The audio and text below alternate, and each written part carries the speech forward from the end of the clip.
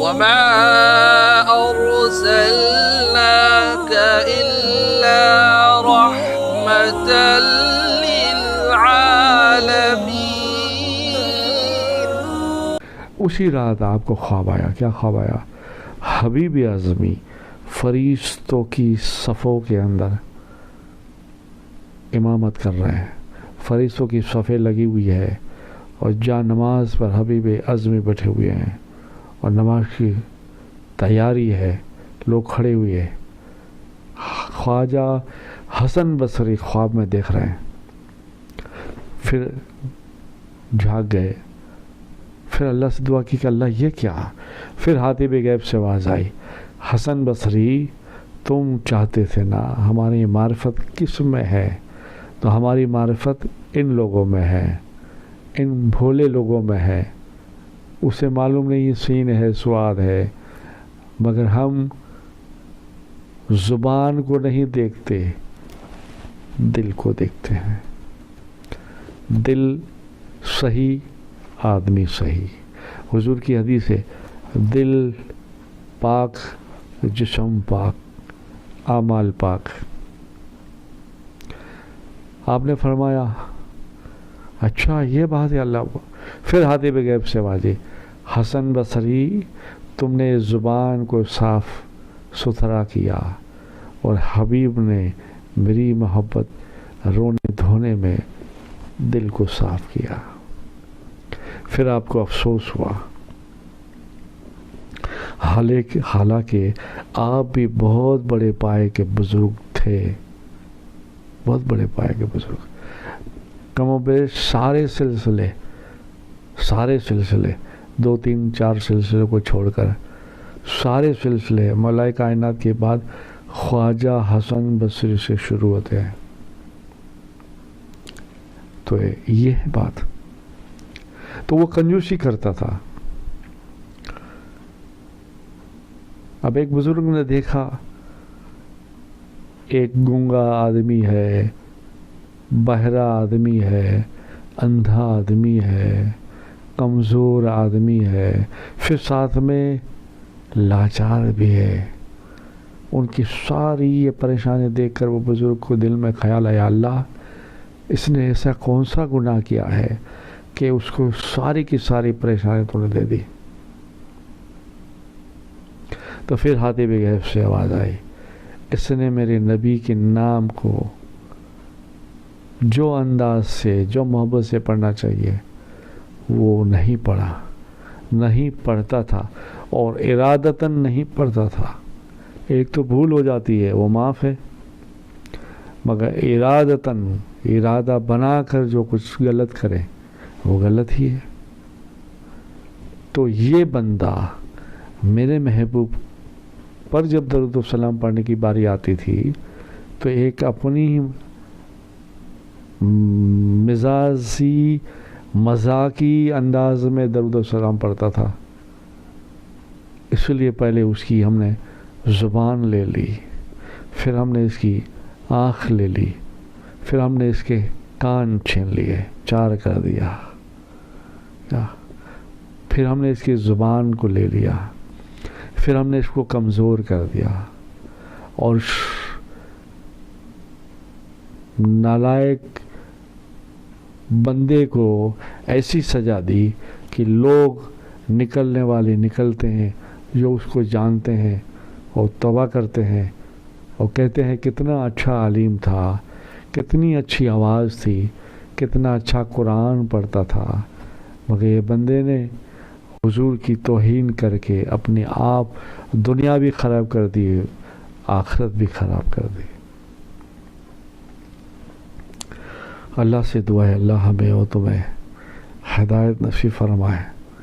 اللہ تعالی ہمارے چھوٹے اعمال سے، چھوٹی چھوٹی نیکیوں سے راضی ہو جائے، خوش ہو جائے.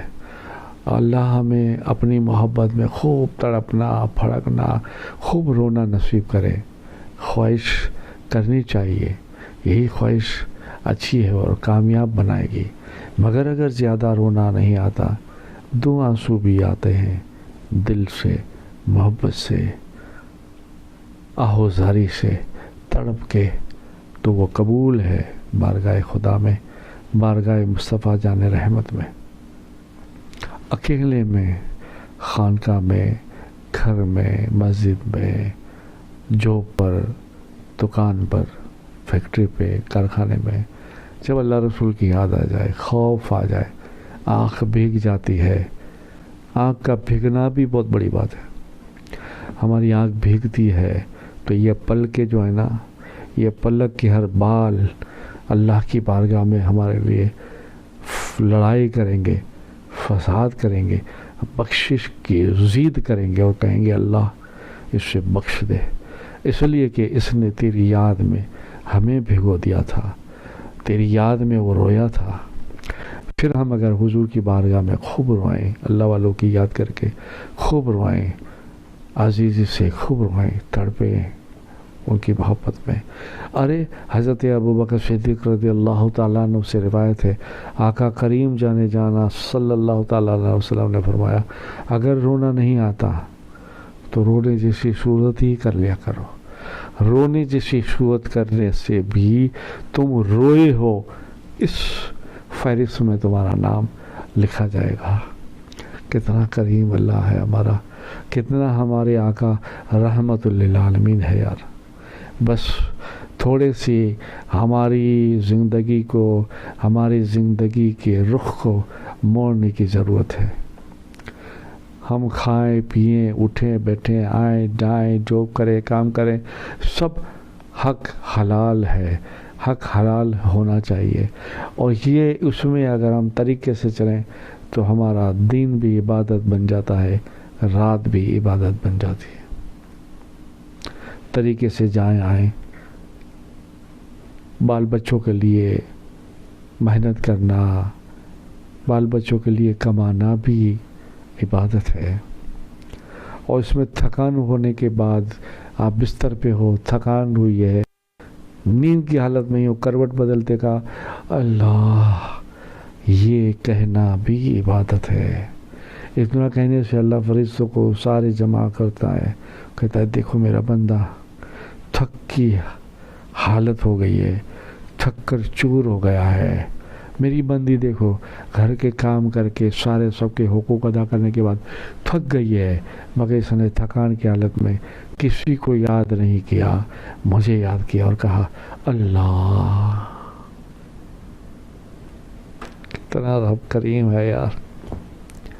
اللہ کہتا ہے فرشتوں گواہ ہو جاؤ، میں نے اس کے سارے گناہ معاف کر دیے، اس کی روزی میں خوب برکت دے دی، اور اس کے گھر کو میں نے رحمت والا میرا گھر کر دیا، رحمت والا گھر۔ سبحان اللہ۔ تو اللہ مجھے اور تمہیں ہدایت نصیب فرمائے، اللہ مجھے اور تمہیں توفیق عطا فرمائے، اللہ کریم ہم پہ کرم فرمائے۔ تو بہت بہت اپنا خیال رکھیے گا، میرے لیے بھی دعا کیجیے گا، میں آپ کے لیے دعا کروں گا انشاءاللہ تعالی۔ اللہ آپ کو صحیح سلامت رکھے، نیک اعمالوں کے ساتھ زندہ رکھے، خوب زندگی میں برکت ہو، اللہ رسول کا نام لیں، بزرگوں کا نام لیں، اڑوس پڑوس کا خیال کریں، رشتہ داروں کا خیال کریں، ماں باپوں کا خیال کریں، پیر و مرشد استادوں کا خیال کریں، محبت کریں، اور اللہ کے رسول کی محبت میں خوب رویا کریں۔ یہی زندگی ہے اور یہی کامیابی ہے۔ اس لیے تو میں بار بار سب کو کہتا ہوں، اور ہمارا یہی مشن ہے۔ یہ تو خیر گناہ اور درود کا ٹاپک بھی چلتا ہے تو چلاتے ہیں جہاں تک ہوتا ہے، یہاں تک چھوٹی چھوٹی اچھی اچھی باتیں، خوف خدا کی باتیں بتاتا ہوں، اس کو آپ یاد رکھیں، لوگوں کو بتائیں، شاید کوئی اللہ کے نام پہ ایک روٹی دے دے، شاید کوئی اللہ کی یاد میں رات کو تنہائی میں دو آنسو بہا لے، اس کی بارگاہ میں قبول ہو جائے۔ وہ مالک ہے، وہ کریم ہے، وہ تواب ہے، وہ غفور رحیم ہے، اور ہماری دنیا اور آخرت کامیاب ہو جائے۔